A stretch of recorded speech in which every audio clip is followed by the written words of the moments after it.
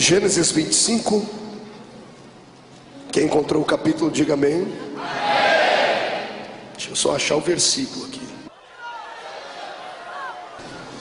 Depois nós vamos ler mais 2 versículos em outros capítulos do mesmo livro, então não feche o livro até terminarmos a leitura. 25 e 26 de Gênesis diz assim: E depois nasceu o irmão, segurava com a mão o calcanhar de Esaú, por isso lhe chamaram Jacó.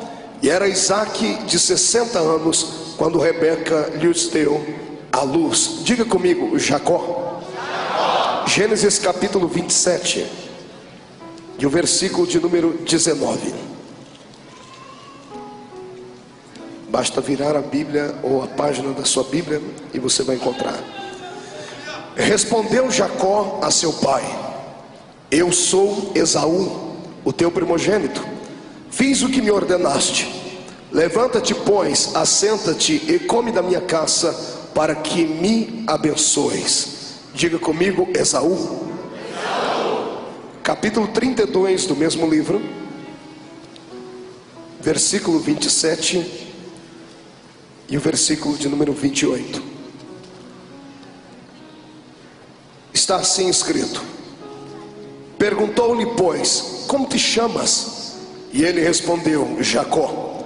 E então disse: Já não te chamarás mais Jacó, e sim Israel, pois como príncipe lutaste com Deus e com os homens e prevaleceste. Glória a Deus. Feche a Bíblia, coloque na cadeira, coloque no banco, pegue na mão da pessoa mais perfumada do seu lado. É véspera de feriado, deve estar todo mundo perfumado, não é? Se alguém estiver usando aquele perfume, você perdoa ele. Isso, atravesse a faixa de Gaza, pegue na mão do irmão que está do outro lado. Isso, convida ele. Aperte a mão dele com carinho até ele falar aleluia. Pentecostal que não faz barulho está com defeito de fabricação. Feche os seus olhos e vamos orar. Pai das luzes, eu te exalto, eu te glorifico, te exalto porque o Senhor é Deus. Te glorifico porque hoje estamos aqui para pregar aos seus súditos. Senhor, tu não precisas da ajuda do homem para curar. Tu não precisas da ajuda do homem para batizar com o Espírito Santo, porque tu és onipotente.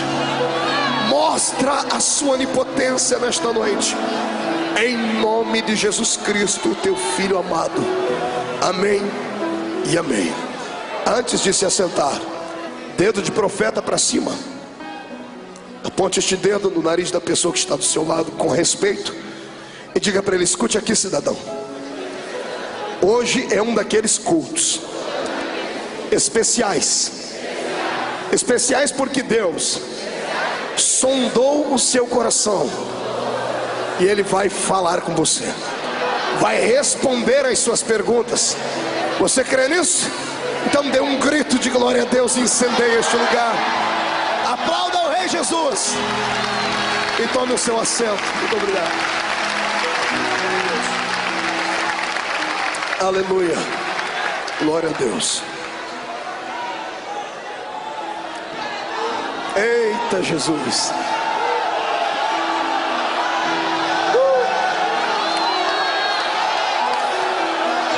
Aleluia. É hoje, Jesus. Glória a Deus. Primeiramente eu quero agradecer a Deus pela sua vida, por ter aceito o convite, por ter saído da sua casa para vir aqui prestigiar Jesus e ouvir esta palavra que o Senhor tem colocado nos nossos lábios. Eu sei que algumas pessoas têm se desdobrado, têm vindo de muito longe, pessoas têm andado 4, 5 horas de veículos, dentro de ônibus, dentro de metrô, carros, para virem aqui. Só Deus em Cristo pode te abençoar. Muito obrigado. Essas pessoas que estão de pés escoradas na parede, só Jesus sabe como você é importante para nós. E eu gostaria de pedir aos diáconos para dar liberdade a esse povo hoje. Se eles vierem aqui para frente, deixe eles correrem aqui igual crianças hoje. Estamos na presença do Pai. Quantos estão preparados para uma palavra que vai levantar o espírito. Dê um grito de glória a Deus aí. Pois bem, amanhã é um dia muito especial para mim. Amanhã é o dia em que eu vou ficar mais velho. Estou ficando velho, 32 anos. Você ri porque não é você que está envelhecendo, né? Cabra ruim. E cada vez que um homem ele amadurece, ele vai fazendo anos, a vida dele também vai tomando outro sentido, vai tomando outro rumo. Você já ouviu falar de crises existenciais? Quem já ouviu falar disso? Deixa eu fazer uma pergunta mais certeira. Quem já teve uma? Se não levantar a mão é porque você é hipócrita. Quem não teve uma crise existencial não pode dizer que é de carne e osso. Crise existencial é aquela lacuna que existe entre o certo e o errado, entre a verdade e a mentira, entre aquilo que é real e aquilo que é atuação. Todos nós temos, todos nós passamos por isso. O ser humano, ele não é uma máquina. Ninguém aqui foi fabricado dentro de uma fábrica feito com os mesmos componentes. Ninguém aqui tem dentro da sua veia fios elétricos. Nós temos sangue. Não há nenhum ciborgue aqui dentro. Somos de carne e osso. O coração que bate dentro do seu peito é de carne igualzinho o meu. Fomos feitos da mesma matéria. É claro que cada um foi feito à sua maneira. Cada um é uma obra-prima de Deus. Você é único e exclusivo. Sempre faço isso e vou fazer de novo. Faça tinino assim para mim. Tinino, lá no interior, no meio da roça, a gente diz tinino. Faça isso. Se você veio ao culto, trate de me obedecer, por favor. Isso. Levante o dedo, faça assim. Se o irmão do seu lado não fizer, pisa no dedão do pé dele, irmão. Fez assim? Agora traga perto dos seus olhos. Olhe para o seu dedão. Olhe para ele, não olhe para mim, olhe para o seu dedão. O que é que você vê aí? Você está vendo uns risquinhos aí? Isso aí tem nome, como é que se chama? Impressão? 1, 2, 3. Que povo inteligente. Agora olhe para mim. E olhe para o seu irmão, dê uma cotoveladinha nele, dê uma cotoveladinha de leve. Diga para ele, está vendo isso aqui? Mostra para ele. Igual a esse. É só esse. Não tem mais nenhum. Existem 7 bilhões de seres humanos no planeta Terra. Mas essa marca só você tem. Isso significa que você é original. Aqui não tem nenhum clone. Todos os que estão aqui só estão aqui porque Deus os escolheu. Deus tem uma história. É o Senhor quem escreve os capítulos e é Ele quem já determinou o final. Eu não sei o que está acontecendo no meio da história, mas o final é sinal de bênção. O final será de glória. Lá no final você vai receber o prêmio, vai dar tudo certo. Eu creio nisso porque eu sirvo a um Deus que não brinca com o ser humano. Você não é um fantoche de Deus. Você não é um boneco na mão dele. Você é filho da graça do céu. Quando Deus olha do céu para a terra, aqui nessa noite para a capital paulista, quando Ele quer contar um segredo para alguém, Ele não vai até a Câmara Municipal e procurar a prefeita que tem autoridade, não. Quando Ele quer contar uma coisa muito bonita, algum segredo, algum mistério, Ele não vai na casa dos homens ricos dessa cidade, como o doutor Silvio Santos, não. Quando Ele quer contar um segredo especial para alguém, Ele sabe onde você mora. É para você que Ele vai contar, porque você é especial. Só quem acredita que é especial, dá um grito para o inferno inteiro escutar. Eu sou especial. Mas somos de carne e osso. Somos uma criatura complexa. O ser humano, de tudo que Deus fez, talvez tenha sido por isso que foi feito por último, foi a criatura que mais deu trabalho para Deus fazer. Quando Deus quis fazer os anjos, Ele só gritou: haja seres angelicais, e eles existiram. Quando Deus foi fazer a mim e a você, Ele não disse apenas haja um ser humano. Ele trabalhou. Ele usou 2 matérias para fazer a mim e a você. Ele usou o barro e usou o espírito. O barro saiu da terra, o espírito saiu de dentro dele. Ele fez o barro, deixou o barro deitado no chão, foi nas narinas do barro e fez assim. Olhe para o seu irmão e diga para ele de novo: não se escandalize, mas eu saí de dentro de Deus. Você crê nisso? Então dê mais um grito de glória a Deus. Eu sou igual carralco, é difícil pegar, mas depois que pega a gente vai embora, não é? Pois bem, crises existenciais, todos têm. Eu me lembro que quando completei 30 anos, eu estava longe de casa, estava na casa de uns amigos no Rio de Janeiro, estava pregando lá, e eu recebi um e-mail muito melancólico de um outro amigo de infância, e ele foi lembrar do tempo que a gente brincava de bolinha de gude, e aquilo me deixou mal. Eu comecei a chorar em cima do meu computador, do meu laptop, e eu fiquei pensando, meu Deus, a vida passa muito rápido. A vida, como bem disse o sábio Salomão, é um vapor de água que se esvai. Maldito é o homem que pensa que vai viver para sempre na terra. Maldito é o ser humano que se estriba em cima da sua beleza, em cima da sua riqueza, em cima dos seus conhecimentos, porque tudo passa, tudo na vida passa. A única coisa que não passa é a esperança daqueles que foram salvos. Porque o apóstolo Pedro diz que a nossa fé não é apenas para esta vida. O cristianismo reflete para a eternidade. Hoje eu tenho a consciência de que estou na terra, mas não sou da terra. Tenho a consciência que estou aqui de passagem. Por isso eu não me importo se me chamam de louco, de fanático, de doido, de esquizofrênico. Não me importa a opinião alheia. O que me importa é aquilo que Deus diz acerca de mim. E Ele diz que eu sou um campeão. Ele diz que você é um campeão. Eu tenho certeza que os demônios, quando olham um crente alegre, fervoroso e cheio do Espírito, eles olham para o peito do crente e veem uma faixa brilhante escrito campeões da luz. E aí acabou, Satanás está derrotado. Mas todo mundo tem os seus vales, todo mundo tem as suas crises. Enquanto eu estava pensando nisso, o Senhor disse para mim: fale para o meu povo nessa noite a história do único homem na Bíblia que tinha 3 nomes. O único homem na Bíblia que tinha 3 nomes. Nós lemos a história dele, lemos 3 fases da vida dele. Lemos a primeira fase no seu nascimento, lemos a segunda fase na sua adolescência, e lemos a terceira fase quando ele já era um homem maduro e já sabia o que queria. 3 acontecimentos na vida de um homem que tentou superar as crises da vida. As crises existenciais poderiam ser assim definidos ou comprimidos em uma única frase por algum psicólogo ou psicanalista, como Freud tentou explicar, sobre as 3 grandes perguntas da vida: quem sou, por que estou aqui e para onde vou. São as crises que nos acometem. São aqueles momentos e percalços que eu chamo de buracos negros na nossa vida, quando nós estamos sozinhos, isolados, longe daqueles que queremos bem, longe dos amigos, quando nós paramos para pensar e filosofar. O ser humano não devia filosofar, não devia ficar pensando no amanhã. A minha Bíblia diz que basta a cada dia o seu mal. Mas quando a gente começa a pensar no amanhã, a gente começa a ficar medroso. Começamos a enxergar barreiras, começamos a enxergar truculências na vida. Mas somos um ser complexo, como eu disse.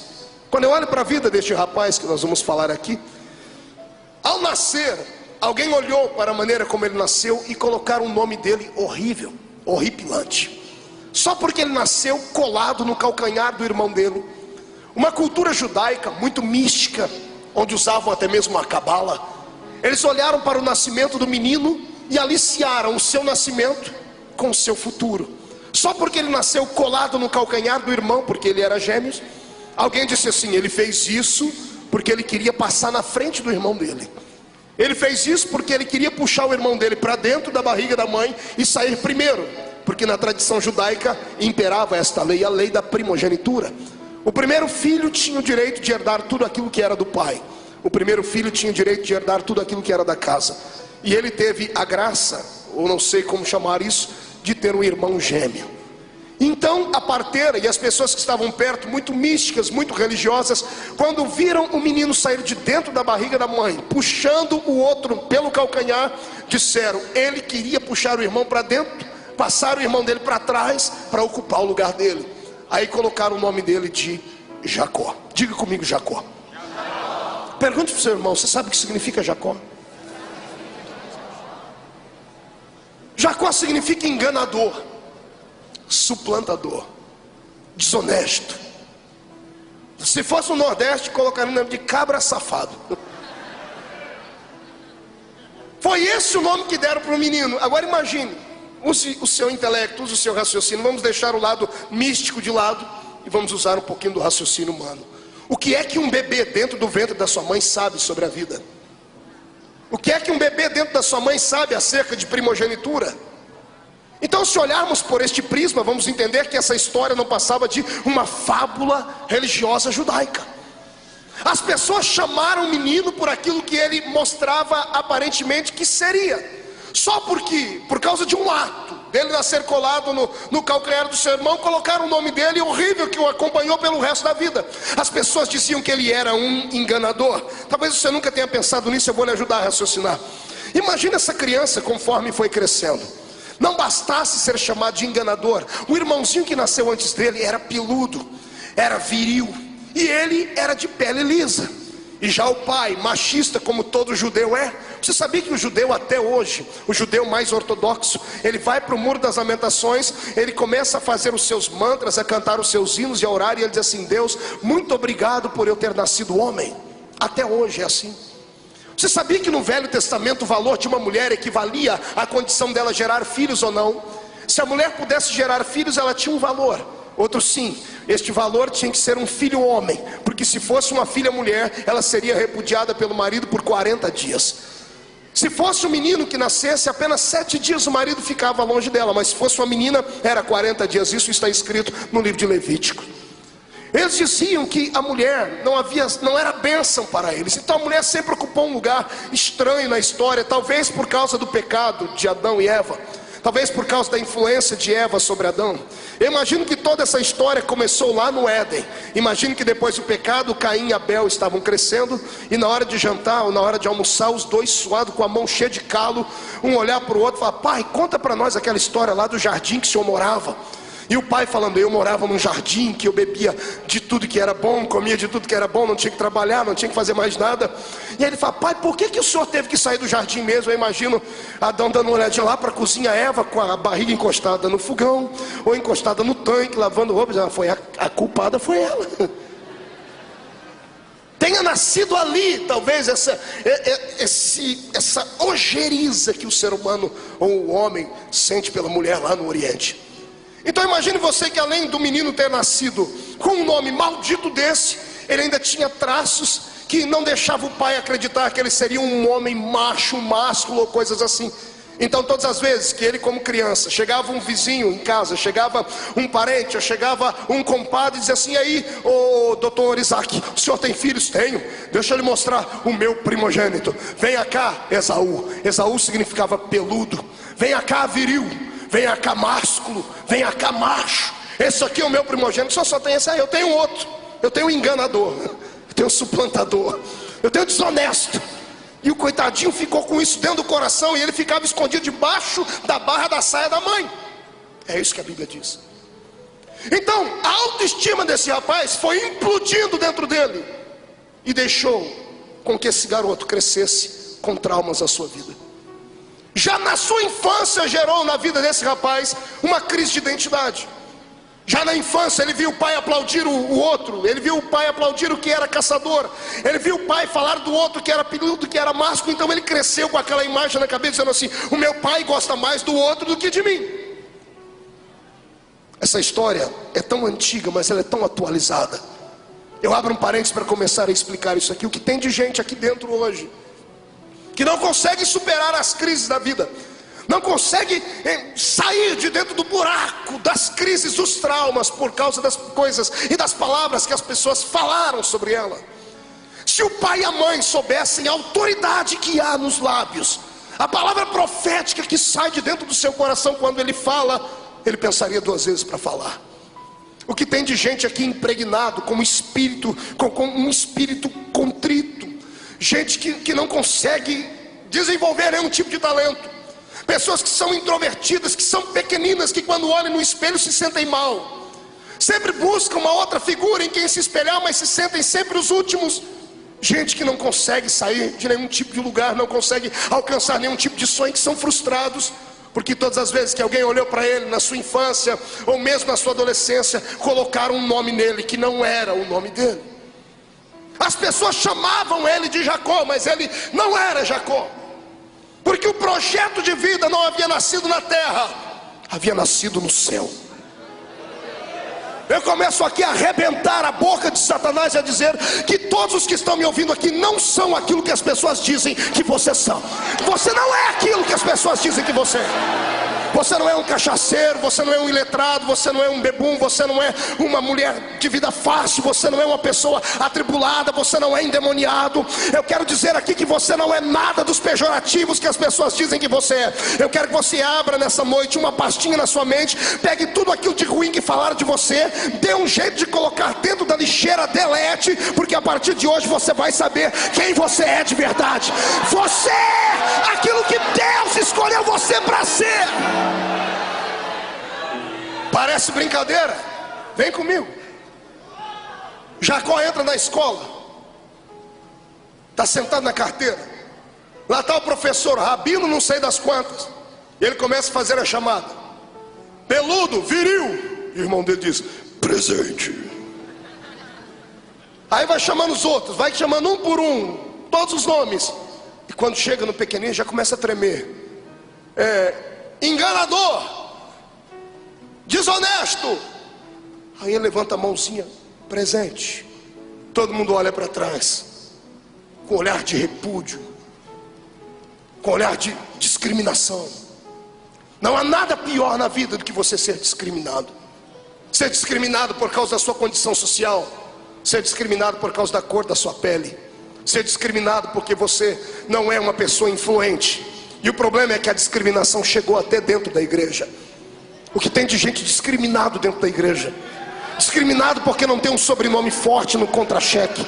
Discriminado porque não tem uma família. Um dia desse eu vi um pregador falar, eu fui convidado para um debate no rádio aí, em um estado do Brasil. Eu estava dentro do carro, o motorista do rádio foi me buscar no hotel. Eu ia entrar num debate com ele e ele, muito arrogante, começou a dizer assim: para falar comigo tem que saber muito. Se souber muito vai apanhar pouco. Porque para falar comigo tem que ter lastro. Porque o meu pai é pastor, o meu avô é pastor, o meu tataravô foi pastor, o meu tio é pastor, o meu filho é pastor, a minha mulher é missionária e tudo mais. Para falar comigo tem que ser lastro. Não pode ser igual a esses que caem de paraquedas por aí. Para não brigar com ele, eu falei para o motorista: volta para o hotel, porque eu não vou para uma miséria dessa. Porque eu me conheço, se eu for lá eu vou quebrar o pescoço dele no nome de Jesus Cristo. As pessoas são arrogantes. Parece que tem um rei dentro da barriga. Alguns acham, entrando dentro da igreja, que são juízes dentro da casa de Deus.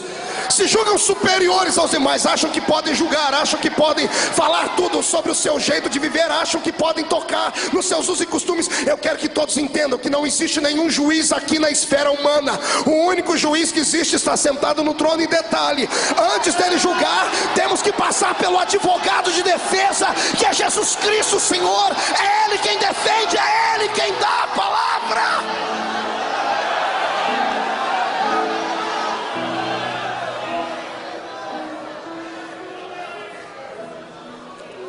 Imagina ele num baile de formatura, bonito, passou aquele trem na cabeça que endurece o cabelo. Como é que chama aquela miséria lá?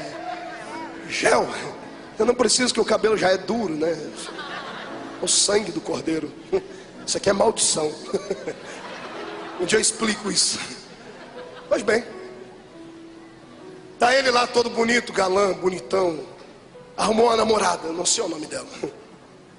E na hora do vamos ver, ele falou: olha, a menina, você tem que me pedir namoro pro meu pai. E lá vai ele com ela. Chega lá, o pai está olhando para ela. O pai era dono de cabras, cabritas, dono de muitas coisas. Pois não, filha, papai, esse aqui é o rapaz que quer me namorar, ele quer falar com o senhor. Pois não, qual é o nome dele? Desonesto, enganador. Qual é o pai que gostaria de entregar sua filha na mão de um desonesto, na mão de um enganador? Muitas vezes julgamos Jacó pelo ato dele, pelo ato de ter roubado o direito de primogenitura do seu irmão. Mas vamos tentar entender por que é que isso aconteceu. Os culpados disso foram os próprios pais. E nessa noite eu não vou tirar nenhuma vírgula desta palavra. O que tem de pais aqui dentro da igreja chorando pelos filhos que estão desviados, gritam, imploram, sobem monte, desce monte, liga para profeta lá na Conchichida: ora pelo meu filho que ele está nas drogas. E ele se esquece que o culpado disso é ele mesmo. Se esquece que o caminho para o céu é estreito, mas o pai pega o filho e coloca o filho dentro de um funil. O filho tem que ser perfeito, tem que ser um robozinho. Você tem que ser assim, assim, assim, assim. Ameaça o filho de bater, espanca a criança. Ah, pastor, mas a Bíblia diz que tem que ensinar no caminho que deve andar. E de vez em quando tem que mostrar a varinha de fato. De vez em quando.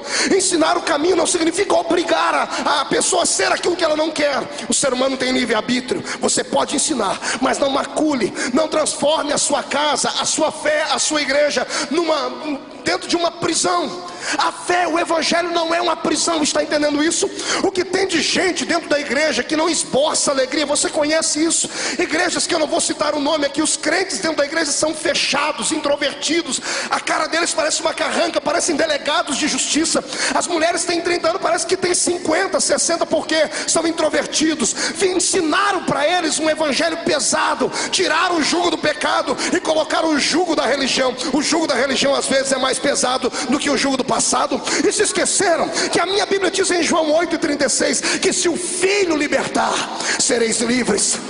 Nesta noite o Senhor vai começar a quebrar grilhões aqui dentro. Eu profetizo em nome de Jesus que pessoas que entraram aqui com uma tonelada em cima dos ombros vão sair daqui tão leves que vão ter que ir se escorando pelas ruas de São Paulo para não voar.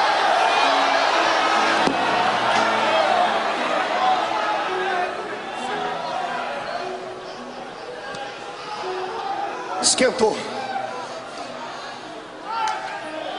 Eu quero nesta noite vir contra os demônios que provocam um sentimento de inferioridade.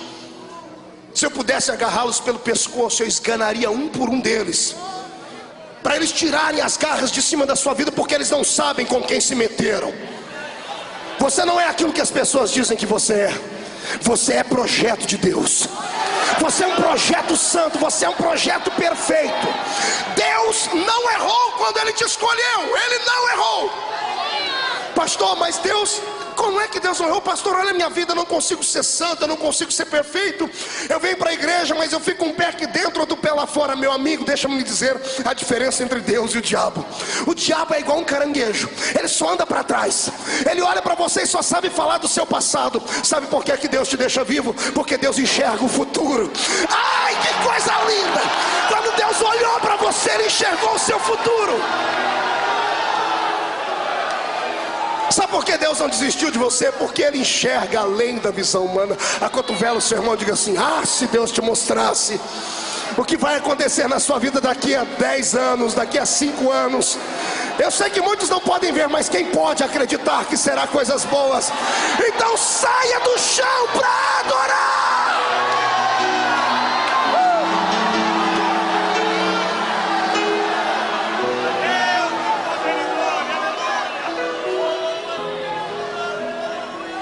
Jesus tinha um talento nato.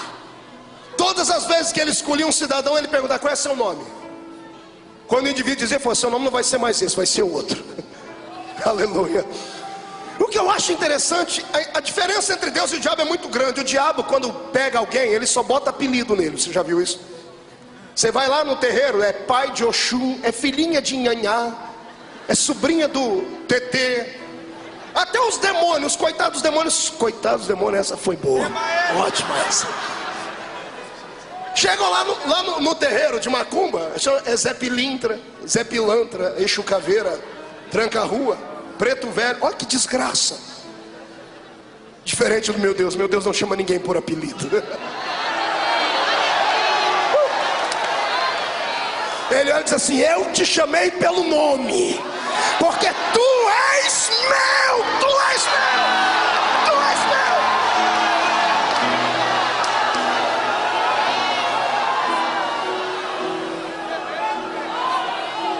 Qual é seu nome mesmo? É Simão Bajonas. Não, a partir de hoje é Pedro, tá bom? Qual é seu nome? Meu nome é Saulo. Não, a partir de hoje vai ser Paulo. Porque eu troco os nomes. O Senhor, quando troca o nome, Ele dá uma outra identidade. Está preparado para receber uma nova identidade nessa noite? Hoje você vai ser filiado ao serviço secreto do céu. Já ouviu falar do FBI? Hoje você vai ser escolhido para ser um agente do FBI do céu. A partir de hoje, os demônios que quiserem conversar com você vão ter que marcar audiência, e para falar com você vai ter que ser de joelho, porque você foi escolhido para a vitória.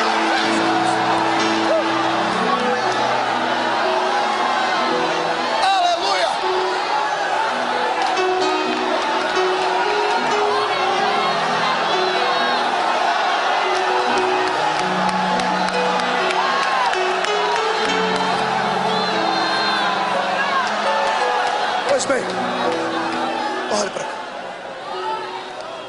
Esse pedaço da vida de Jacó jogou ele no lixo, jogou ele na lama. Ele não tinha aptidões para o futuro, ele não conseguia traçar um objetivo para o amanhã. Ele dormia e acordava, passava o dia todo pensando em ser como o irmão, porque o irmão o pai havia feito tudo para o irmão ser, mas ele era o patinho feio da história. E isso gerou nele um sentimento de dor tão grande, que fez com que ele se tornasse naquilo que as pessoas haviam dito que ele era. Palavras têm poder. Eu quero falar para os pais: cuidado com o que você fala para o seu filho. Se você pudesse hoje chegar com a sua esposa em casa, esperar o bebê dormir, ou o filho adolescente, não importa a idade dele, estender as mãos sobre eles, primeiro pedir a Deus perdão por tudo que falou de obra contrária contra o filho, e abençoar o seu filho. Não se assuste se amanhã o filho rebelde se levantar para ser um pregador da palavra. Não se assuste, porque palavras têm poder. Essa história de maldição não é brincadeira, gente. A família da minha mãe são em 6 irmãs, 5 irmãs e um irmão, melhor dizendo. Meu avô sempre foi um cachaceiro inveterado. A maldita da manguaça é uma tribulação na vida dele, porque Jesus libertou ele. Meu avô bebeu quase 70 anos, hoje ele tem 85 anos, não bebe mais. E quando eu chego lá ele diz: ora por mim, meu neto. Eu abençoo ele em nome de Jesus. Mas meu avô lançou palavras contra as filhas e contra o meu tio, na hora da ira, na hora da raiva, na hora de estar bêbado, na hora em que o espírito maligno se apossava dele. E ele dizia que nenhuma das filhas seria uma bênção, nenhuma das filhas seria uma mulher direita. Pois interessante, as 5 mulheres da família, nenhuma se casou. A única que se casou, largou. E para viver bem, teve que, depois de largar, voltou com o marido e não casou mais. Diante da lei, ela vive maritalmente com o mesmo homem que era casada. Mas nenhuma delas se casou, inclusive a minha mãe. Minha mãe foi fiel a um adultério 33 anos. Nenhuma delas se dá conta na vida sentimental, porque nenhuma delas entregou a vida a Jesus Cristo. Porque toda maldição, por maior que seja, quando ela encontra Jesus, ela é obrigada a recuar. Mas a maldição só recua quando aquele que está debaixo dela reconhece o senhorio de Cristo sobre ele. Tem muitos crentes que estão na igreja, falam em línguas, tomam santa ceia, mas vivem enclausurados. Por quê? Porque não reconheceram Jesus como Senhor de toda a sua vida. Nessa noite nós vamos pegar toda a maldição que está sobre você, amassá-la, esmiuçá-la, colocar debaixo dos pés, vamos pisar nela, sepultá-la, e a partir de hoje ninguém mais vai te conhecer. Você será uma nova pessoa no bairro, na rua, no trabalho. O seu casamento que está lá embaixo, zero, abaixo de zero em todos os graus centígrados, a partir de amanhã ele vai subir, ele vai ficar quente. O Senhor vai abençoar, você vai viver uma nova vida. Se você crê nisso, pega o que eu estou falando aqui na palavra profética, porque você não é o que as pessoas falaram que você é. Sabe qual é o problema da pessoa que escuta tudo que os outros falam? Como eu sempre digo, gente que tem o espírito de piolho só anda pela cabeça dos outros. Se tem uma coisa que Deus não pactua, é com crentes Maria vai com as outras. Gente que não tem história pessoal, gente que tudo que tem que fazer em função dos outros. Não há nada pior na vida do que você viver em função dos outros, ser o que o outro quer que você seja, falar aquilo que o outro quer que você fale. Nessa noite Jesus quer falar assim para você, tire a máscara. Seja você, não tenha vergonha de ser aquilo que você é. A princípio você não pediu para nascer. Ninguém que está aqui nessa terra pediu assim: Deus, eu quero ir para a terra agora nascer. Ninguém. Então se você nasceu, é porque Deus escolheu você para nascer. Já que você entregou a sua vida na mão dele, diga assim: Pai, o problema está nas suas mãos, eu quero é descansar. E descanse em paz, porque enquanto você descansar, Deus trabalhará no turno da noite e vai reescrever a sua história. Quem acredita nisso, adore ao Senhor.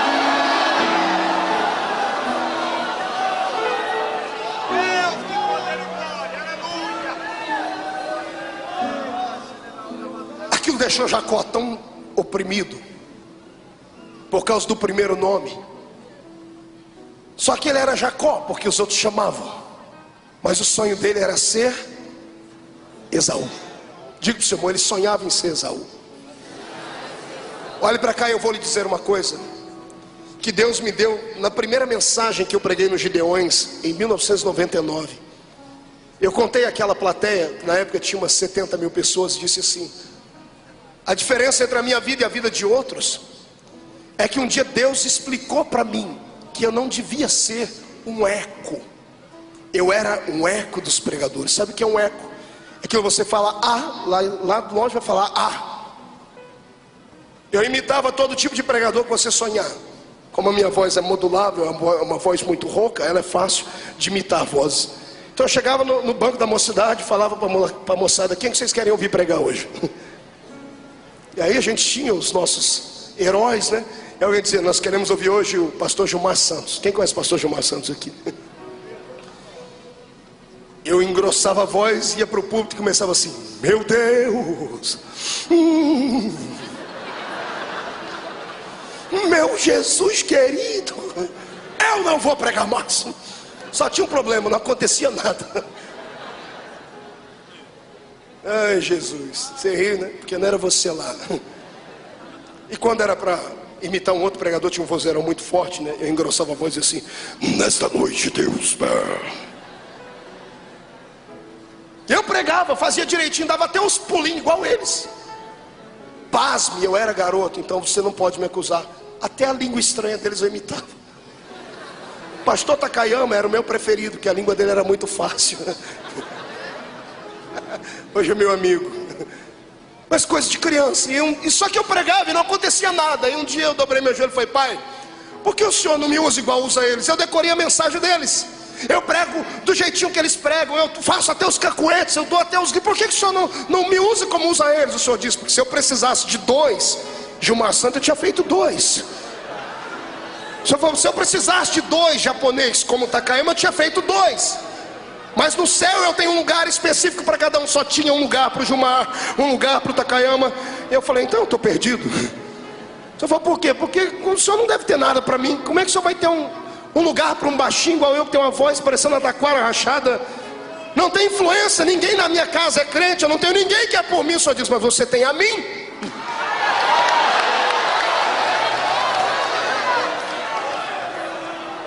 Para que falar com os empregados se você tem acesso livre para falar com o patrão? Para que ficar discutindo com a secretária quando você tem o número do celular do chefe? Vai direto à fonte, fala com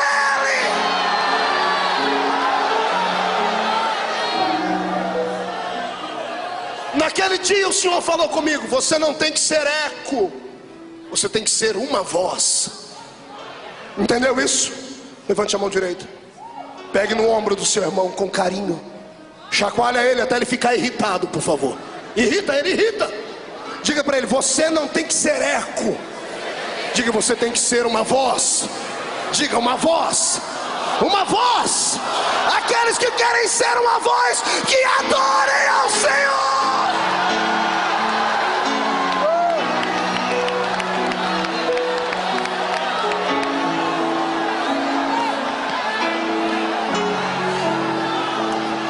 Aí fica desse jeito. Isso acontece muito nas igrejas do interior, né? O irmão incorpora lá um pregador, vai para a igreja, penteia o cabelo igual dele, bota um suspensóriozinho, que não é pecado. Estou lançando daqui uns dias a minha grife de suspensórios, porque é bonito, é elegante. E aí vem e fica lá com a cara parecendo que comeu jiló sem sal antes da janta. Chega dentro da igreja, olha para as pessoas por cima. Se esquecem que Deus é sensível. Deus não ama a truculência. O meu Deus não gosta de imitação. Está ouvindo isso? Deus não gosta de plágio. Deus é original. Quem plageia é Satanás. Já desse eu estava num culto e veio uma pessoa falar aqui mesmo. Viu os irmãos dançarem, pular, e disse: pastor, mas isso aí, os irmãos acontece igualzinho do terreiro de Macumba. Eu disse: lá acontece igual aqui. Não, pastor, não é. A imitação é lá, aqui é original, aqui é glória, aqui é graça.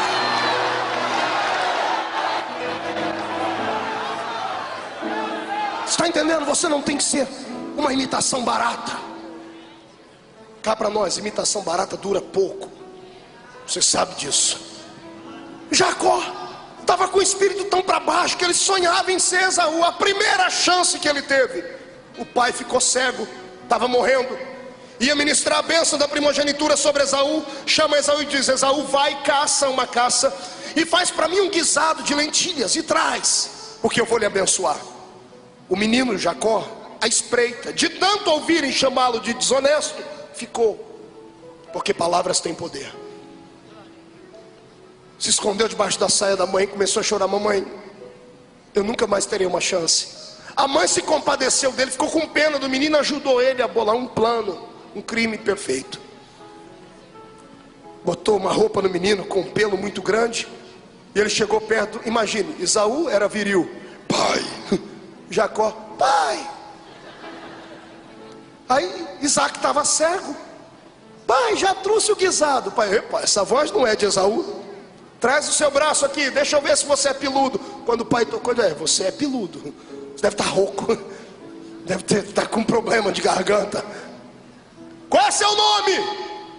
Ele encheu o peito e disse: meu nome é Esaú. Aqui entra a segunda fase dele. É a pior coisa da vida de uma pessoa, é quando ela perde a identidade dela, quando ela não sabe mais quem ela é. Quando entra dentro de um culto, a pessoa era pentecostal há 500 anos atrás. Aí depois que se intelectualizou, entrou dentro da igreja, virou uma geladeira humana. Você fica olhando para esses bambambãs que tem por aí, esses homens que acham que são donos de igreja, acham que tem todo o conhecimento na cabeça só por causa das teologias, e aí vem, fala coisa bonita, mas que não toca o coração. Aí olha o que aconteceu com você, virou um iceberg humano. Vem para a igreja, acontece milagre em cima de você, cai neve em cima de você. O irmão que está do lado, coitadinho, se ficar 5 minutos perto de você, fica resfriado de tão frio que é. E o pior é que não era assim, já foi uma brasa de fogo tirada do altar de Deus. Nessa noite o Senhor quer que você retome a sua identidade original. Chega de ser aquilo que os outros pensam, chega de copiar uma coisa para si.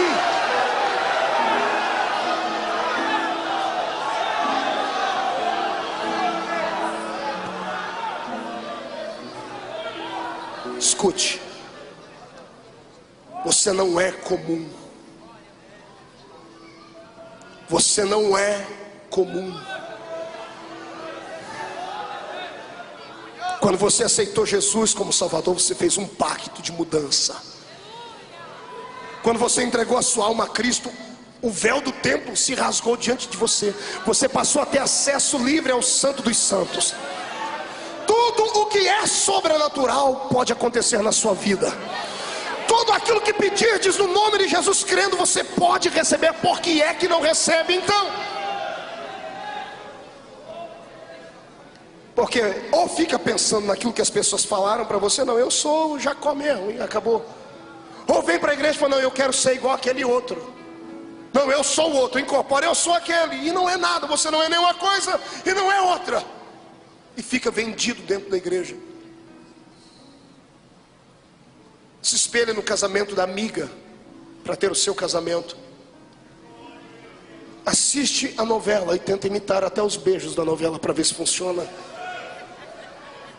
Compra revistinhas de romance para ver se consegue soletrar alguma poesia de Shakespeare e falar to be or not to be, ser ou não ser. Ei, lá no interior a gente usa uma expressão que é da roça. A gente diz assim: eu confio no meu taco. Se você não acreditar em você, ninguém mais na terra acreditará. Atravesse os vales, pise em cima de tudo que for preciso, sem ofender ninguém. Pise em cima dos demônios, os inimigos, pule por sobre eles, desvie deles, mas não perca o seu alvo. O homem é aquilo que ele sonha ser. Você nunca irá além dos seus sonhos. É por isso que o Senhor te trouxe nessa segunda-feira aqui. Antes de um dia feriado nacional, amanhã é o dia das crianças, dizem por aí. Você é um filho de Deus. O Senhor te trouxe aqui para lhe dar um presente também. Você vai sair daqui com tanta autoridade. Alguns entraram aqui parecendo Danny DeVito. Já viram Danny DeVito? Baixinho, careca, gordo. Nada contra os carecas e gordinhos, nada. Mas a figura, né? Baixinho, careca, gordo, triste. Mas vão sair daqui parecendo Arnold Schwarzenegger. Incorporados pela graça, cheios do Espírito, entendendo que são melhor daquilo que há na casa do Senhor. Nessa noite eu quero que você pegue todos os nomes que lhe deram, tudo aquilo que você pensou em ser com os outros. Eu quero que você faça uma malinha, coloque dentro e escreva assim: lixo. Pastor, eu vou ficar vazio? Não, você vai descobrir quem você é daqui a pouco. Mas até chegarmos lá é um processo dolorido. Porque quando você tenta ser uma coisa que você não é, você se machuca. Porque não faz parte do seu temperamento, não faz parte do seu caráter. A vida com Deus não é uma novela, não é um filme. Servir a Deus não é um palco, não é um teatro onde você incorpora várias faces, várias faces, não é isso.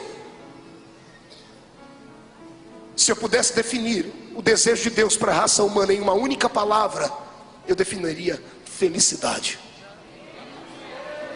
Quando Deus olha para você, Ele quer que você seja feliz.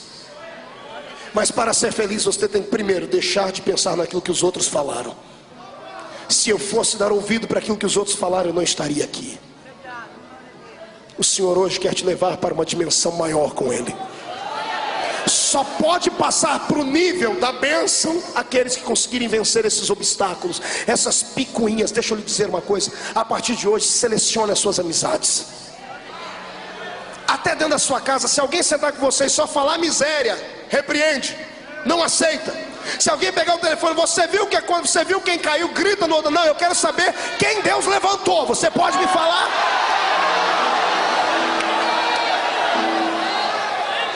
Irmãos, eu falo isso com muito carinho. Não tem um povo mais abençoado do que crente, mas também não tem um povo mais fofoqueiro do que crente. Oh, raça! Meu Deus do céu, esses dias me ligou um irmão lá dos quintos dos infernos. Pastor, o senhor viu o que aconteceu lá? Eu falei, ô filho do cão com a pomba gira, eu te repreendo. Chega de falar coisas ruins, pare! Isso é um terrorismo. Satanás não consegue entrar aqui com chifre e cauda, ele entra dentro de você. Pessoas que emprestam a boca para o diabo, emprestam o ouvido para o diabo. Você já percebeu que tem pessoas que quando conversa com você acaba o seu dia? É triste. Tem gente que você senta perto dele, irmão, você pode falar o que for de bênção, pode pregar 40 milagre, ele abriu a boca e falou uma palavra, te desanima. O bicho está carregado. Eu não gosto muito disso, mas eu vou te aconselhar a fazer uma sessão de descarrego. Se não quiser caminhar pelo vale do sal, abra o seu coração, porque Jesus quer limpar ele hoje aqui.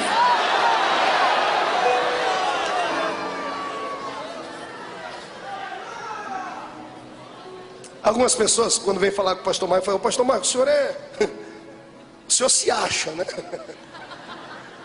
Eu falei: eu me acho a bala que matou John Kennedy, a única. Porque se eu não me achar, quem vai me achar? Se eu não me amar, se eu não gostar daquilo que Deus fez na minha vida, quem é que vai gostar? Por isso que antes de eu ter uma opinião alheia, eu tenho a minha opinião própria. Está entendendo? Deus quer que você faça isso hoje. Sabe o que vai acontecer com algumas pessoas aqui? Amanhã, quando acordarem e olharem no espelho, vão deixar toda a depressão de lado.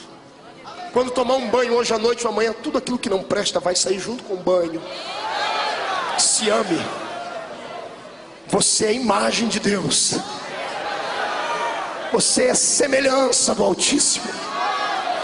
Vou dizer uma coisa que você não acredita: quando Satanás te olha, ele se morde de inveja. Eu já preguei isso aqui. Ele era um anjo que regia o coral. Era o adorador mor, era o príncipe do louvor. Caiu, despencou, perdeu o lugar dele. Deus não colocou nenhum anjo no lugar dele. Deus veio na terra e fez você. Aí quando Deus acabou de fazer o homem, Deus enfiou a mão no bolso e tirou um negócio brilhante. Sabe o que é isso, Adão? Era o que era de Lúcifer. Era o dom de me adorar. Era dele. Ele perdeu, eu não dei para mais ninguém. Toma para você.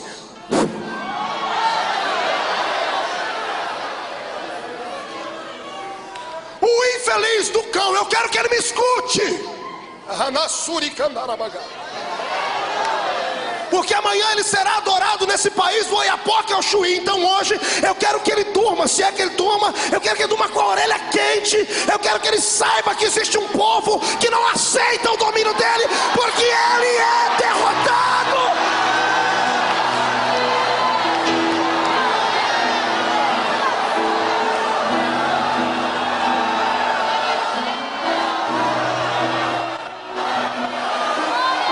Sabe o que eu gosto?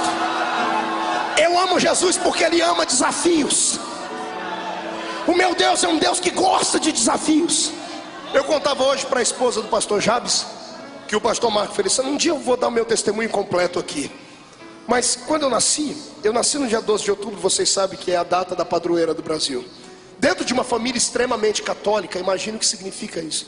O meu avô já havia ido a Aparecida por 2 ou 3 vezes carregando uma cruz nos ombros, porque ele disse que recebeu uma bênção, um milagre lá. Imagina, eu nasci disso. O meu avô materno era devoto de Aparecida. Já a minha avó materna, por parte de papai, era de Lisboa. A minha avó materna, ela era amiguinha daqueles 3 pastorzinhos que viram a Virgem de Fátima. Todo ano, na época da Virgem de Fátima, a TV portuguesa ia na minha cidade entrevistar a minha avó. Então olhe de onde que eu nasci, olhe o que Deus fez. Eu nasci de um lado uma família devota a Fátima, do outro lado devota a padroeira, e eu nasci nesse dia. Nasci de um aborto mal feito, numa família desgraçadamente pobre, miserável, de um adultério, só o sangue de Jesus, uma miséria. O diabo olhou para mim quando eu disse: esse aí é meu. Esse vai ser um trombadinho, um assassino, um pilantra, ou vai ser alguém que vai desvirtuar a fé dos outros. Ele me levou por isso. A 7 anos de idade eu estava dentro da igreja católica. Eu era coroinha com 7 anos de idade. Fui o primeiro menino do estado de São Paulo a fazer a primeira comunhão com 11 anos de idade. Imagine, eu ia ser um padre Marcelo Rossi da vida. Estava lá dentro. O diabo disse: pronto, eu tenho alguém. Aí Jesus fala: a palavra final é minha.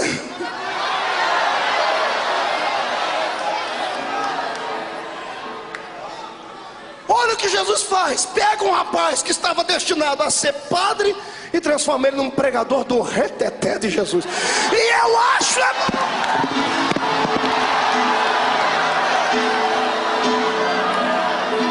E não fique escandalizado não, porque hoje o que Deus vai fazer na sua vida não tem ninguém que possa impedir. Se você crê nisso, receba a glória do Senhor.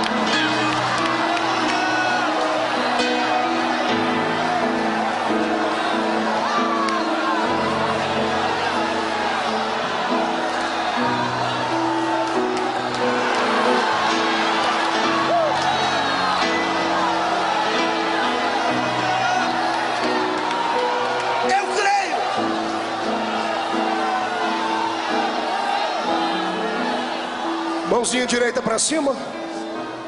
Agora nas costas da pessoa. Você faz um carinho nele, vai no ouvidinho dele bem melancólico e diz assim para ele: você não precisa ser Esaú. Diga: Esaú é muito pouco. Diga: Deus tem mais para você. Quem crê que Deus tem mais para ele?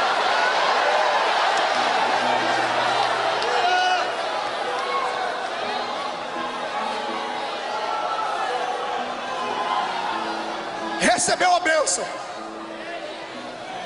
enganou o pai, virou Esaú por alguns momentos. Só que 5 minutos depois ele viu como foi amargo virar Esaú, porque ele perdeu a família. Teve que abandonar a mãe, o pai, o irmão, a família, teve que sumir para o meio do deserto. Ele vai para o meio do deserto chorando. Vai para o meio do deserto com a pergunta aqui dentro: quem sou eu? Me chamam de Jacó, eu nunca gostei desse nome. Tentei ser Esaú, também não prestou. Who I am, Jesus. Quem sou eu? Quem sou eu? Ele cansa. Está no meio do deserto, não deu tempo, na correria, não deu tempo de levar nenhum travesseiro. Está abatido, angustiado igual você. No meio do deserto. Sem ninguém por você. Ninguém acredita em mais nada do que você fala. A sociedade te discrimina. A sua família já lhe deu ultimato. Não há mais esperança, aparentemente falando. Não tem nenhum travesseiro para reclinar a cabeça. Está dormindo em cima de uma pedra. Mas como eu disse, quem escreve a história não é o homem. A cabeça está em cima da pedra, doendo. E lá em cima no céu tem alguém trabalhando. Abre uma porta no céu e uma escadaria de ouro vem descendo no meio do deserto. Do lado do menino deitado, cabeça na pedra, vem descendo os anjos. Vem descendo e subindo. Descendo e subindo. E ele acorda no meio do sono, no meio do sonho, no meio da visão. E ele diz assim: este lugar não é outro lugar senão a casa de Deus, a porta dos céus. Ele continuou a vida dele. Sabe qual é o problema do ser humano? É que ele empurra os problemas com a barriga. A gente protela as coisas. Não temos coragem de assumir os nossos erros. Fomos macho para pecar, não somos macho para assumir. Foste fêmea, foste audaciosa para concluir os seus desejos, e agora não tem mais coragem de assumir e dizer que fez. Deus nunca procurou super-homens para usar. Todo homem que Deus usou era de carne e osso, feito da mesma matéria que a gente. Existem 3 homens na Bíblia que Deus fez comentários acerca deles. Deus não era de fazer comentário. Deus sempre foi reservado acerca de elogiar alguém. Mas 3 deles ele elogiou. Um deles ele disse assim: ó, esse homem é o homem mais manso da terra. O outro ele disse assim: ó, é um homem segundo o meu coração. E o outro ele disse assim: ó, este é meu amigo. E isto lhe foi imputado por justiça e se tornou amigo de Deus. Moisés, Davi e Abraão. Eu olho para esses homens e eu me estremeço. Não pelo que eles eram, mas pela intimidade que tinham com Deus. Eu descobri que tem uma raça, e não se assuste, dentro da igreja e na fé, que são xodó de Deus. Tem gente que é um xodózinho de Jeová. Pastor, mas Deus não faz acepção. Não faz acepção para salvar. Salvar, ele salva o rico, o pobre, o negro, o branco, o pobre, o magro, o gordo. Ele não faz acepção. Vinde a mim vós, os que estáis cansados, eu alivio. Agora, quando estão perto dele, aí ele escolhe a dedo alguém que pode reclinar no peito dele, igual João. Para subir no monte da revelação, ele tinha 12, mas só 3 ia com ele. Vem cá, Pedro, Tiago e João. Está entendendo isso? Tem alguns aqui no meio que você não pode tocar neles. Eu sei que você não entende o que acontece na vida dele ou dela. Mas, pastor, eu jejuo, eu consagro, o outro não faz nada disso. Tudo que ele põe a mão dá certo. Ei, a culpa não é sua nem dele. É xodó de Deus, vai fazer o quê? Vai fazer o quê? Não sinta inveja. Conquiste Deus. Deus ama pessoas românticas. Isso, agora eu fui profundo. Diga comigo, romance. Diga, Deus ama românticos. Pergunte para mim por quê, pastor? Porque ninguém entende mais de amor do que Deus. Ele amou o mundo de tal maneira. Ninguém entende mais de amor do que ele. E sabe o que é que alguém que é romântico gosta? De uma outra alma romântica. Davi tinha um monte de defeito. O homem segundo o coração de Deus se apaixonou por um amor proibido. Teve um caso com a mulher Batseba. O marido veio, a mulher engravidou, ele ficou perdido, ele arquitetou, ele foi truculento, ele arrumou uma situação tétrica. Ele disse: esse homem tem que morrer. Ele botou Urias na frente da batalha para morrer. Além de adulterar, que já é um pecado imoral, ele pega o marido da mulher e manda matar. Para esse Deus disse assim: esse homem é um homem segundo o meu coração. O outro que ele chamou de manso, que era Moisés, o homem mais manso da terra, matou um com a mão e enterrou na areia.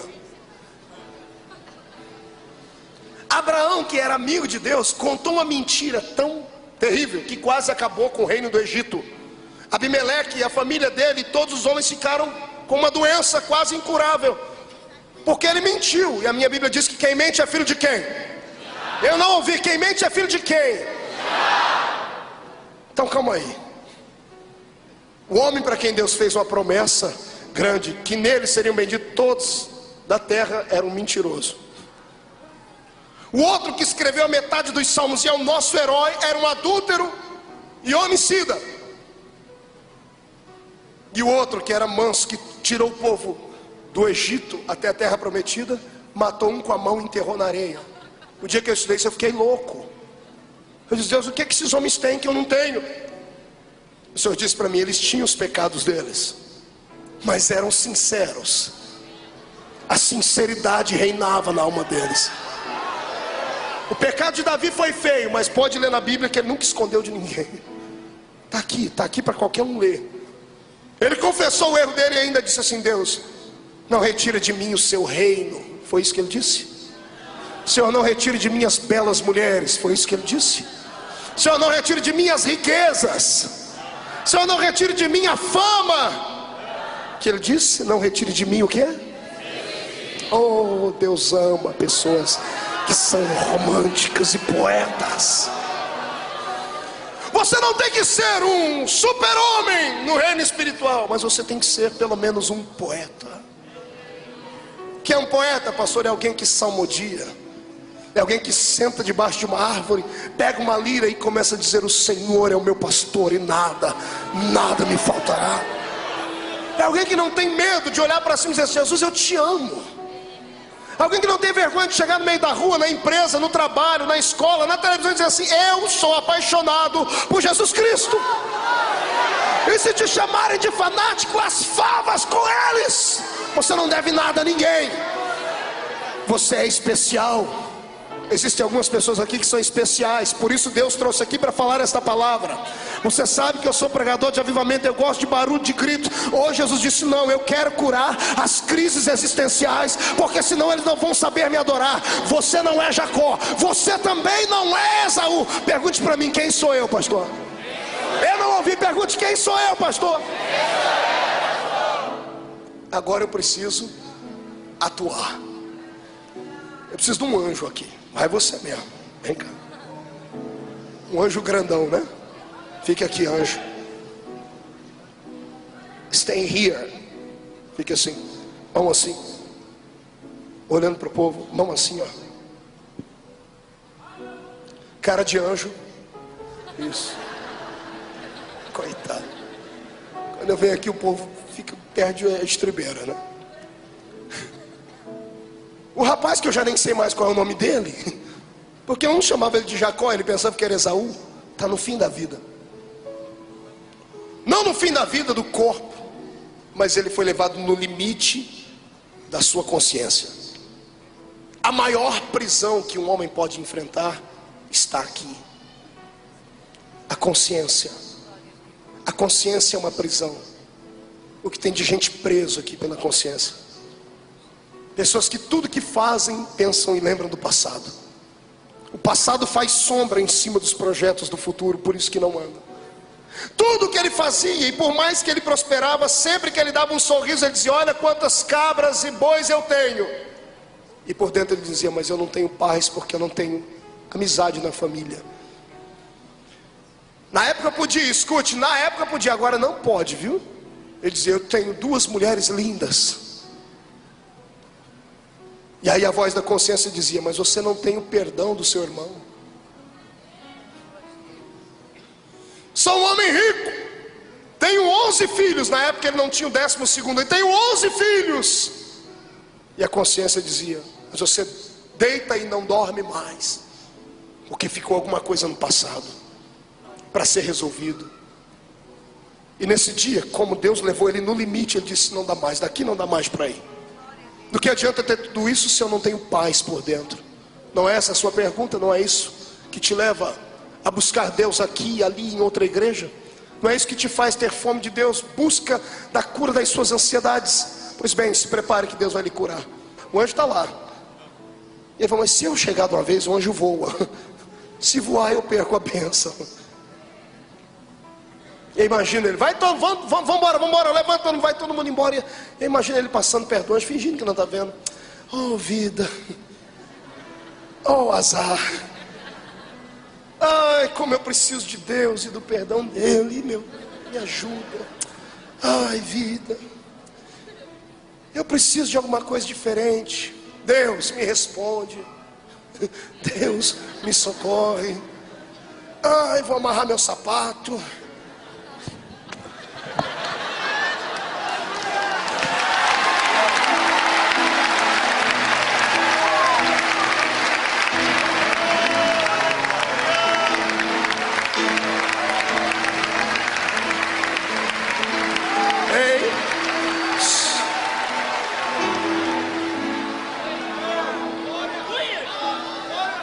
O senhor é da terra?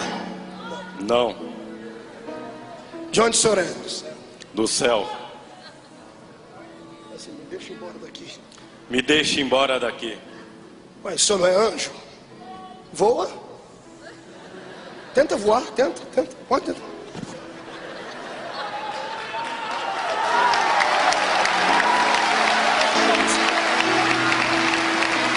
Fica aqui. Ei. O senso de humor de Deus é interessante. Você acha que um homem pode segurar um anjo? Hã? Você acha que um homem tem... A minha Bíblia diz que um anjo matou numa noite 185 mil soldados do reino da Síria. E agora tem um homem de carne e osso agarrado com o anjo, daqui você não sai. E o anjo dizendo, me solta que eu quero voar. Aquilo era um teste para ver se ele ia soltar. Ele segurou e disse, só sai daqui depois que me abençoar. Mas como meu Deus gosta de desafios, o Senhor aumentou a luta. Se você não me soltar, eu te mato. Vai me matar. Se for morto por um anjo, eu vou para o céu. Eu não estou pecando, pode me matar não. Vamos nós dois juntos voando. Mas daqui você não sai. Só sai daqui depois que me abençoar. Aí o anjo tira a espada. Vem, dá na coxa. Bate na minha coxa. Fique aqui. Jacó andou a vida inteira dele. Onde ele passava, o aleijadinho. Ele dizia, estou aleijado, mas estou com a minha bênção.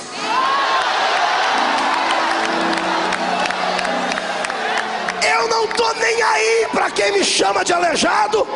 Eu sei que a bênção está comigo e ninguém me toma. A bênção está contigo, recebe.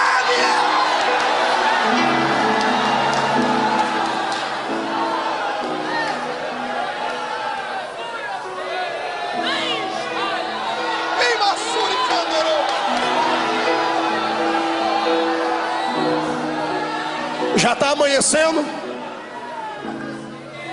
Jacó não larga o anjo de jeito nenhum. O anjo percebe que as forças dele estão esvaindo, então ele dá um jeito logo de adiantar. Você não vai me soltar? De jeito nenhum. Qual é o seu nome? Isso jogou um balde de água fria nele. Fica aqui. Oh, de novo.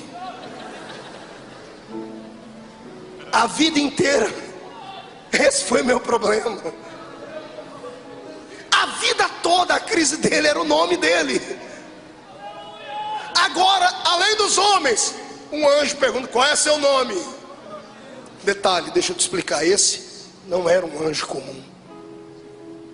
Era o próprio Jesus.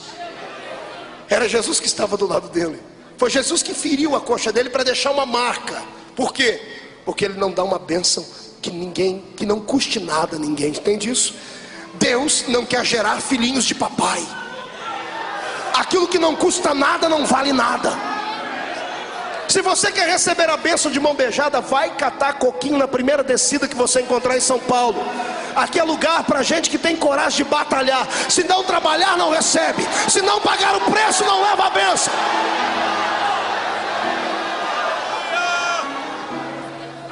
Muito obrigado, anjo. Muito obrigado. Vamos aplaudir a Deus pela vida dele.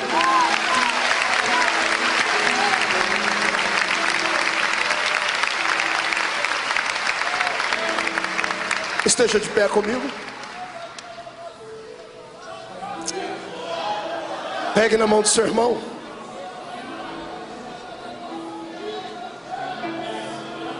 And look at me, please. Olhe para cá. Quando o anjo perguntou para ele qual era o nome dele, ele podia ter dito Esaú, mas ele sabia que não havia legitimidade nesse nome. Então ele reconhece o que ele era, ou naquilo que ele havia se transformado. Ele não nasceu Jacó, mas ele virou Jacó no meio do caminho. Enganou o pai, enganou o irmão. E quando Deus perguntou para ele qual é seu nome, ele não negou. Ele disse: meu nome é Jacó. Sou um desonesto, um enganador. Jesus olhou nos olhos dele. Eu imagino o Senhor dando um sorriso, dizendo: você passou no teste. Vamos prolongar o diálogo dos dois. Por que eu passei no teste, Senhor? Porque você mentiu para os homens, mas para mim você não mentiu. Você foi sincero para mim. Era tudo que eu queria. Eu não procuro gente que tenha força, eu procuro gente que tenha vontade, coragem. Você não negou a sua natureza. Você disse que é um enganador. Jacó não é? Sim, Senhor. Agora eu vou lhe contar um segredo, Jacó. Um segredo que está guardado desde a fundação do mundo. Um segredo antes de você nascer, antes de todo mundo lhe conhecer. Qual o segredo, Senhor? O seu nome nunca foi Jacó. O seu nome nunca foi Esaú. Não, Senhor, qual é meu nome? O seu nome é príncipe. Como é? O seu nome é Israel. O seu nome é príncipe, porque lutaste com os homens, lutaste comigo e prevaleceste.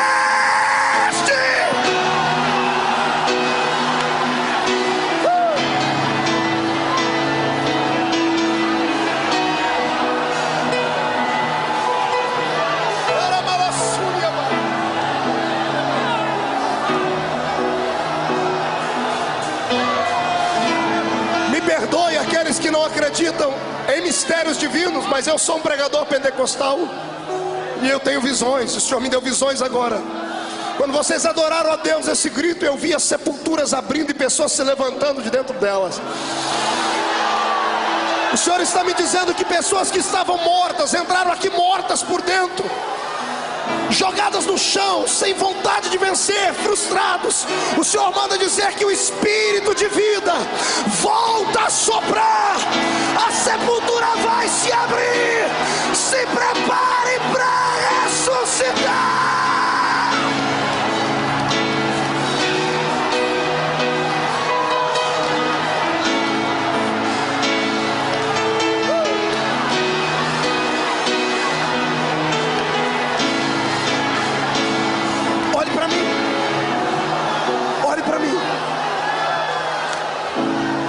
Se terminar esse culto hoje, estamos dizendo hoje porque a palavra está aplicando hoje. Semana que vem pode vir aqui pedir oração. Se você vier pedir oração para mim aqui hoje, eu vou te chamar a sua atenção. Porque você pode ter entrado aqui como Jacó, mas vai sair daqui como Israel. Príncipe não pede ajuda, príncipe ordena. Príncipe tem alguém para lhe servir. Príncipe não mora na favela, mora no palácio. Príncipe não come aquilo que sobra, come do bom e do melhor. Você nessa noite vai dormir no palácio.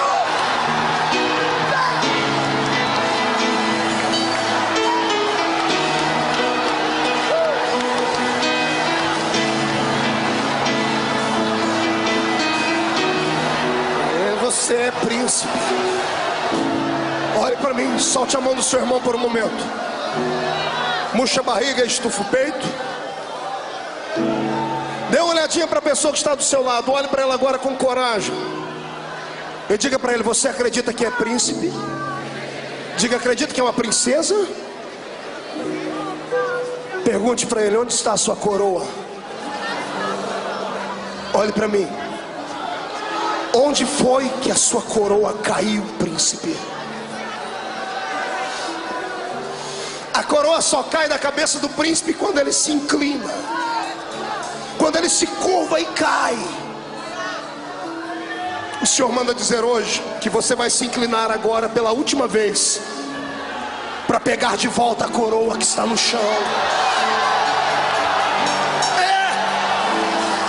Você vai pegar a coroa, vai limpar ela, vai dar um polimento nela, vai colocar na cabeça. A partir de hoje vai olhar por cima. Quem quiser te enxergar vai ter que comprar binóculos, porque você vai voar como as águias. Você nasceu para vitória.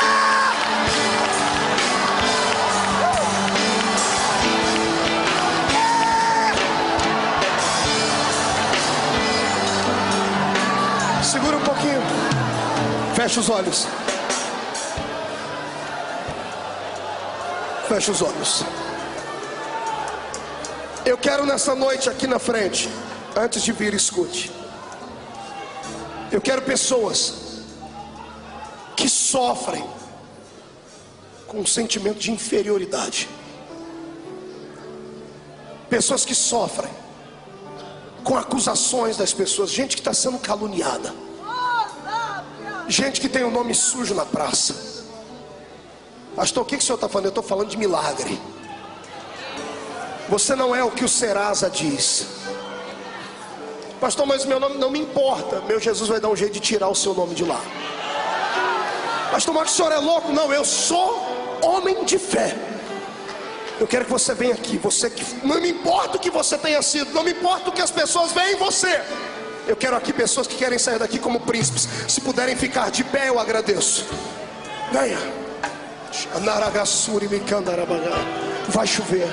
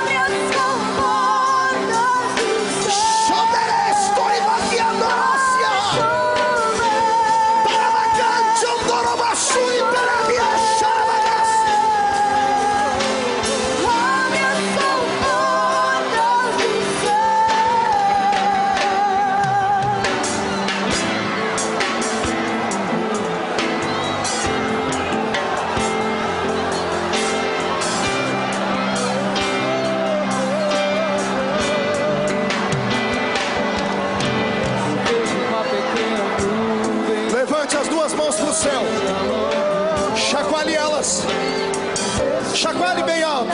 Faça uma tomada disso, cinegrafista. Chacoalhe ela. Eu profetizo em nome de Jesus que descerá sobre a palma da sua mão agora uma unção de glória, uma unção de prosperidade. O Senhor está entregando uma nova identidade nas suas mãos. Recebe ela. Recebe ela.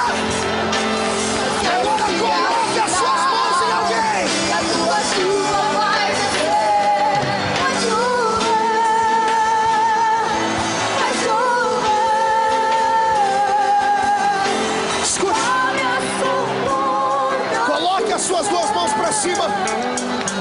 Eu quero que você escolha uma pessoa, porque você vai tocá-la agora. Mas não toque ainda, escolha alguém. Olhe para o irmão e peça licença. Diga para ele: eu posso te abençoar? Diga: eu entrei como Jacó, mas já sou Israel. E príncipe pode abençoar. Levante as mãos. Coloque as suas mãos de forma profética sobre a pessoa e diga para ela: em nome de Jesus, você você não é mais a mesma pessoa. Você não é o que dizem de você. Você não é o que você pensa que é. Você é aquilo que Deus escolheu você para ser. Ore com ela.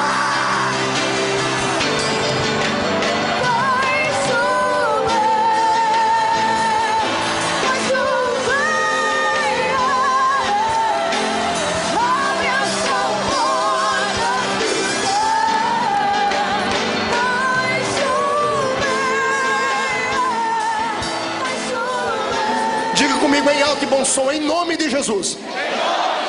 Todos os espíritos que provocam descrédito, que trabalham para macular o meu nome, que se alimentam da minha destruição, da minha fraqueza, que provocam complexos de inferioridade, que trazem frustração, que acabam me levando à depressão.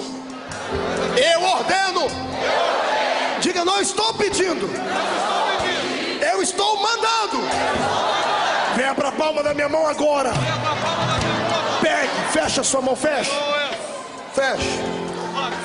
Eu acredito que daqui, num raio de 500 quilômetros, os demônios que tinham estão na palma da sua mão. A minha Bíblia diz que um homem ficou possesso e o demônio chamava-se legião. Uma legião romana era composta por 6.000 soldados. Se um homem pode ter 6.000 demônios dentro dele, você pode ter 6.000 demônios na palma da sua mão. O que eu vou dizer agora eu nunca disse. Até o seu vizinho vai ser abençoado. Até o cachorrinho que está doente vai ser curado. Não, eu vou mais. Aquela planta que não nasce vai brotar. Porque os demônios que provocam isso estão na palma. Segura eles. Você está curado por dentro. 1,5. Pode pegar a caixinha de Lexotan, os antidepressivos, aquilo que não te faz dormir, pode jogar dentro do vaso sanitário e dar descarga. Eu não estou falando isso de maneira irresponsável, digo isso pela fé, porque o espírito abalado está recebendo a potência de Deus hoje. 2, há um avivamento chegando na sua casa, mas é tão grande que vai assustar. 2,5. Como príncipe, se prepare para ter uma vida de príncipe. Se prepare para ter o seu palácio e seus súditos. Se prepare para a bênção. 2,75. Satanás é pobre, desgraçado e miserável. 3, jogue no chão, pise em cima.